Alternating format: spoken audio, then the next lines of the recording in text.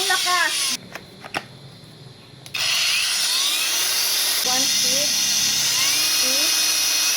Three. Ito yung 4 inches blade na angle grinder ni Tanzu. So, brushless motor to. Ang maganda dito is kung makikita nyo, meron itong tatlong adjustable speeds. Meron siya ditong lock button. So, just in case gusto mo ng dire-diretsong gumamit, i-lock mo to yung kanyang button. So, tingnan nyo. On, lock.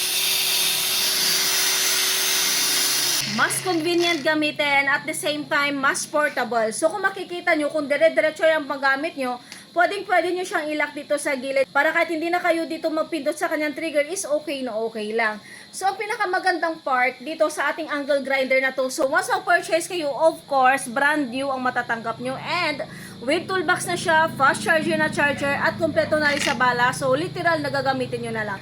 Tingnan nyo naman, tingnan nyo, ang lalaki ng butas ng kanyang exhaust fan dito and so far so good. Kung naghanap kayo ng cordless angle grinder na gagamitin nyo pang DIY nyo, trabaho nyo, yung tipong hindi kayo mabibitin sa battery, so go for this. Pinakagustuhan ko talaga dito sa grinder na to at the same time, yung sa tingin ko is mas advantage niya kung ikukumpara doon sa madisaksak kasi eto kahit saan ka magpunta, malayo, mataas man, hindi mo na kailangan ng mga wirings, extension wire at kahit mag-run out, makapagamit ka pa rin ng angle grinder kasi siya is battery operated. So, kaya kung naghanap kayo ng pang malakasan, pang heavy duty na angle grinder, ilalagay ko ang link nito dyan sa basket.